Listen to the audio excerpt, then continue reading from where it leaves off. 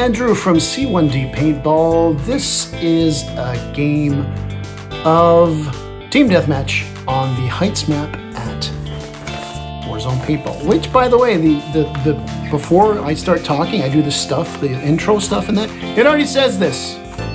Pay attention next time.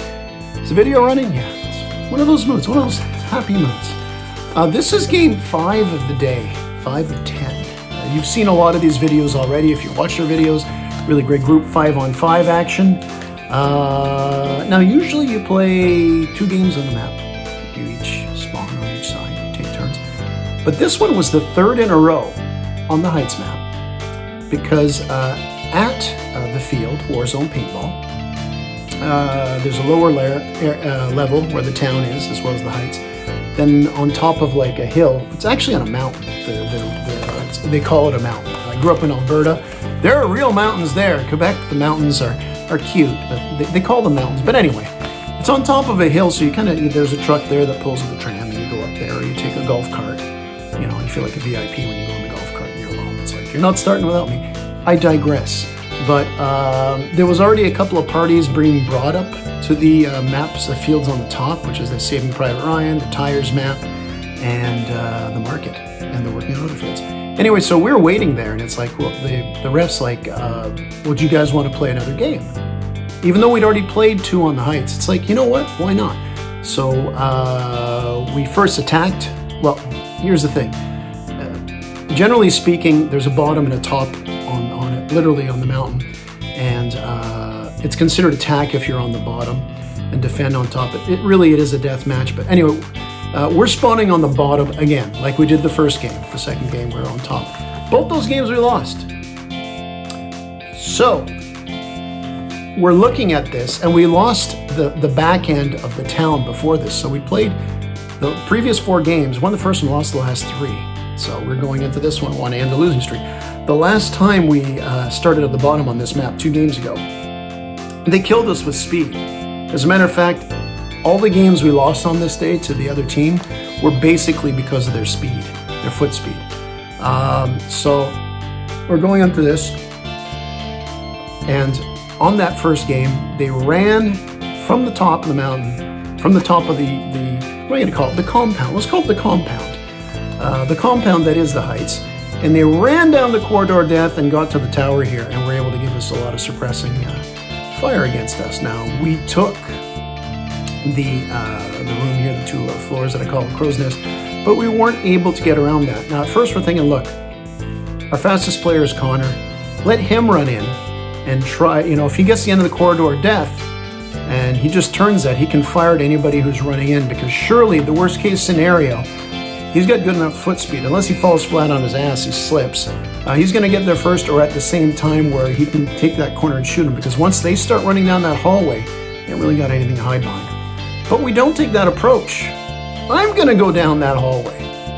I'm going to, in fact, I know they're going to beat me to it if they do it again, which they're probably going to. Why not? It worked. So I'm going to lie down and just make sure nobody comes from around that corner. Now, why are we doing that? Not putting our fastest player out there, or anybody on the team is faster than me of the 5 guys we got. Well, that's because I'm kind of a decoyish. I just want to stop this area so nobody can advance. And by the way, when I'm down there, I'm lying down, I can kind of go against the wall, and the guy's in the tower beside me here, he doesn't really see me, and maybe I can preoccupy him trying to get me, or maybe I can catch him shooting towards the main area where we spawn and our other guys are, and lean over and get him. So that's what I want to do. But meanwhile, Connor, you got the soldier who's been playing with us all day and will continue. You got Thomas, and of course you got Charlie. And we're going to use the speed Connor has, the accuracy that Charlie has. Thomas is running the pump. He's got a ton of experience. Let those guys with the soldier stay in the mid, and then work their way quickly up the opposite side, the opposite catwalk, because they probably won't be expecting that, and they pinned us down because we stayed in the mid too much last time. So that's the angle we're taking on this, to you know, not match speed per speed, but kind of just catch them off guard. The fact is, if they get in the tower and I can just occupy them for 30 seconds, that's enough time for the guys to run down the catwalk on the opposite side and do something. But enough blabbing, and I have been doing blabbing, mispronouncing too. But you know, let's just play the video. Well, the guy sprints up here. You want to do that? You know what I'm going to do? I'm going to go left, go prone. When they pop the corner, I'm going to take him out there.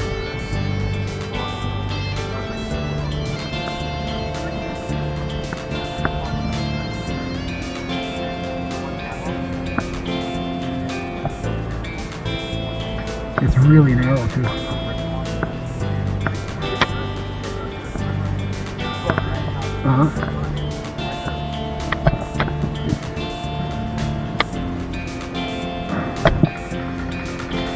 That's it. Waste your ammo. It's okay. A guy's killed me twice. He hasn't fired a shot. Froze me both times, and he jumped around the corner. He's respectful. I admire that.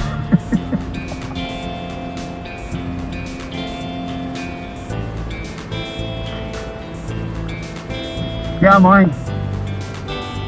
Keep it, I'll sign it for you after. It's Verges Metonic on Craigslist. Damn, I would have bought some more shit off wish.com. Oh, you get everything, huh?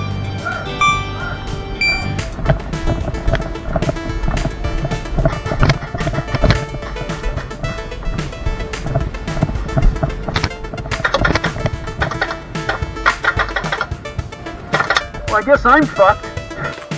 Now, just as I get in the little jog, a little turn in the catwalk here, sure enough, I hear the guy in the tower to my right. And just as that happened, boom, I see another guy trying to come around from the corridor of death. I've done my job. I got them here. I mean, I got myself here. There are people there. I got 40% of the team here. And there's going to be an exchange here. They know I'm here, so the guy's not going to come right around the corner without taking me out. The guy on top knows I'm there. Here is that situation. I'm buying time by distracting them already. I'm not letting them get past me, at least in this point in time. Anytime I can stay alive here is good, because I know, unless we get lucky picking these guys off, and there is a way we can do it, of course, is I can get that guy straight ahead of me, and while the guy in the tower, if he gets preoccupied trying to shoot me, well, he has to lean out of the window. Somebody else can hit him. So whether we get lucky and knock both those guys out, or more likely I get knocked out and I just eat the clocks to let our guys do their thing, the other guys on the other side there, you know, we got a good chance. Let's see what happens.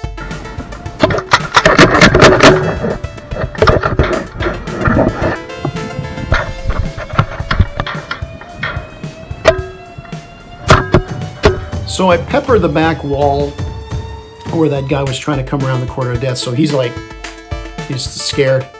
He's scared of me. He's scared of getting hit. So he stays back there again, doing my job.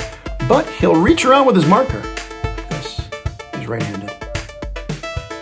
He'll reach around the corner, not with his head, with his marker. He'll take a couple of blind fire shots. Everybody on the field here, the 10 players, they all have varying degrees of experience. This guy didn't know about blind fire. And some people may say, well, if you've played a lot of paintball, or even a little bit of paintball, you should know about blind fire. It depends what field you play at. Because some, like indoors, where we played at LaSalle for years, very easy to have people try blind fire because it's close quarters and everything. So the guy didn't know. So, you know, I call him blind fire, and he's like, he didn't know. He said, oh, I'm sorry, I thought I could do that. We're all very playful, respectful players on this day. And I'm not going to, like, ask for him to be kicked out. That's not the sporting, respectful thing to do, you know. So we're gonna keep going here, and but no blind fire from here. We're good. We're good. All right, this is game 5 of the day, like I mentioned before, and the 3rd in a row on this map and the other maps right beside us. We basically played 5 games in a very short time frame. Normally, after every couple of games, sometimes after every game, I take my camera out of its case and I wipe it down. But I have it in this time because we're playing like boom, boom, boom. And you can see around the edges of the screen of the video you're watching, it's a little foggy. It's because the camera lens is foggy. And from this little snapshot here, you can see my barrel cam captures.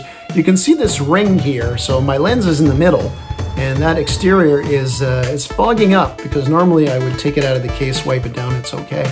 But it's fogging up, and you can also see I got my bandana pulling down. It looks like I'm bald. I'm not bald. But I get the foggy lens, my thing is all back, I'm sweaty. At least I'm lying down prone, right? Because hell, I'm tired. You know, I'm of a certain age, so I'm a little tired here, but at least I'm lying down on the job, and it's a good thing for once. Blind fire! That's blind fire! No! That's okay. Whew.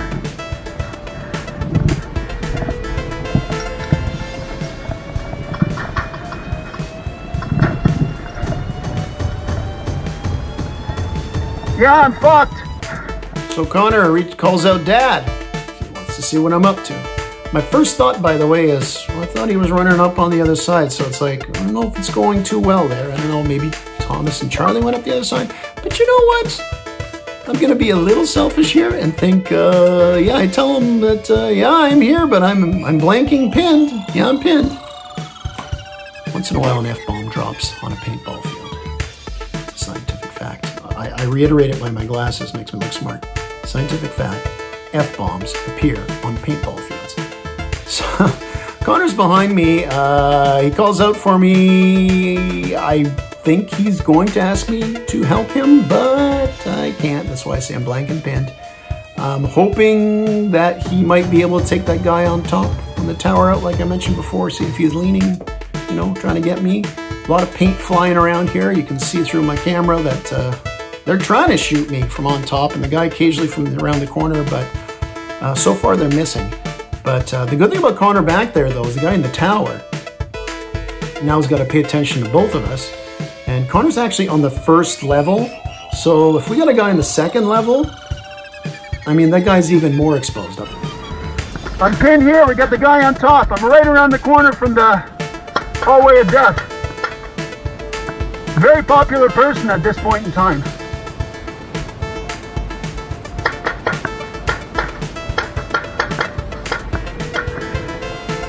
He's I'm getting fucking peppered here.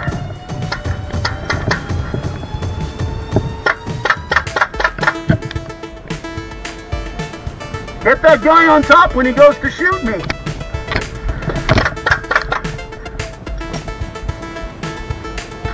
Don't worry about it then.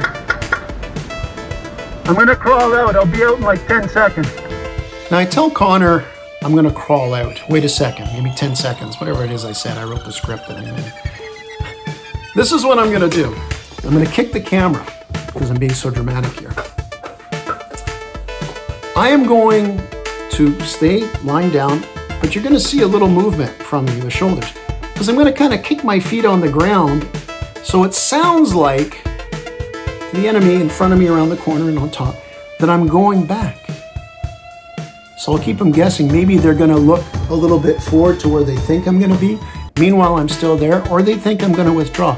It's a decoy, which, you know, is, hey, why the hell not try? So you'll see me kind of move like this, and it sounds real intelligent. Now, you're gonna see what happens, so I don't know if it's intelligent or not, but you know what? I've tried quite a few things over the years in paintball, but this was a first.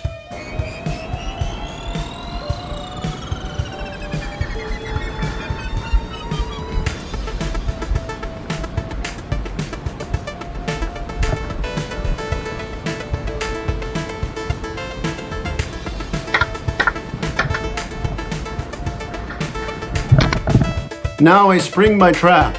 They think I backed out because I kicked my legs. I'm trying to talk like a vampire. So it is quiet, so I kind of just lean over. See, I said lean over, I said it louder to be dramatic again. I lean over anticipating that if the guy is still in the hallway of death there, he may think I'm gone. He may take a wide peek, or even just a little peek to see if I'm there, and I can pop him. So come on, Andrew, let the plan work. But I know what happens, so can you tell? Do I have a poker face? Does it work out well? Do I get the guy, then barrel roll, stand up, get the guy in the tower, then strafe the main platform to kill them all? No, you know that's not going to happen. Wouldn't that be cool?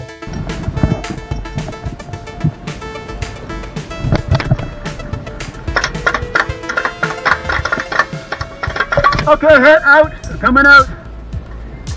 I'm coming out, guys. Don't shoot me. Good patience, boy. Ah! That was a horrible idea. Oh, yeah, but I told him. I wasn't mad. I'm just calling it out. That's cool. That guy's so fucking quick. He got on top there, pinned me down. No, nobody. So as I get off the field, Connor says I got him. Kind of like that, just his tone. I'll explain that in a second. Obviously, I got knocked out. That's why I'm walking back. I did lean over a little too far, so I tried my little trick there. In fact, the guy who was around the corner originally on the ground there at the end of the corridor of death, I just like saying that, corridor of death, he took off after the first series. So the guy on top leans over, and sure enough, he finally gets me.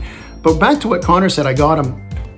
We talked to the guy in the tower after the game, and he had a speedball shirt on, and it's got the one that has kind of padding up here, and he had like a couple breaks on him. The fact is, Connor had hit him a couple times and called out, I couldn't hear anything, just called out, you know, paint check, hit. But I can't stress, we had great games with these guys, very respectful to each other. The guy honestly didn't feel it. He showed us the padding. He could tell just by expression he felt so bad. I mean, yeah, Connor took him out. It would have made things interesting because, especially because there was no guy around the corner, we could have advanced up. I'd like to think we could have won. You know, I could have done that great play I was talking about, except Connor takes guy in the tower, then I go and just run in all Rambo and cut everybody. But that's not what happened. But it was a fun game, and we did lose it. So that meant we lost 4 in a row. That's 5. We lost 4 out of 5. That's what I'm trying to do there. And that's it. By the way, the other 2 previous games, I don't know when the video is going to be released. They could already be released. They could not. It's just the way I edit videos.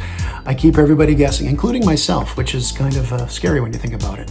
But that's it for this video. It was a fun match. And yes, we got the truck ride up to the top of the mountain. I got to clean my camera, got to clean my brain a little bit, get a little bit of water, fix my thing there so my head wasn't exposed as much. So I could look good, you know, because I don't play good. I just look good. I love that. I love that. I know you guys are sick of it. You've seen our videos. I say it way too much. One thing I say a lot though is at the end of the day, it's only a game, which is true. Be good to those new players. Help them out. Don't overshoot them. Don't be a jerk.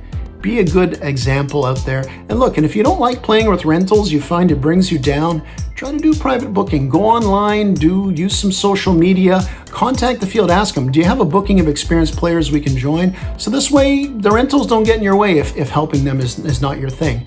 But honestly, help them out because they're the future. Look, maybe it's happened to a few of you guys where you take a little bit of time and help a new player, especially a young kid, and then you see them coming out, becoming good members, and they'll remember you. When you're in a game and they can bunker you, they'll say, that's the guy, that's that old bastard that helped me out that time. And instead they just barrel tap you or say freeze. Is that why I do it? It's just a perk. Because remember, at the end of the day, wait for it, it's only a game.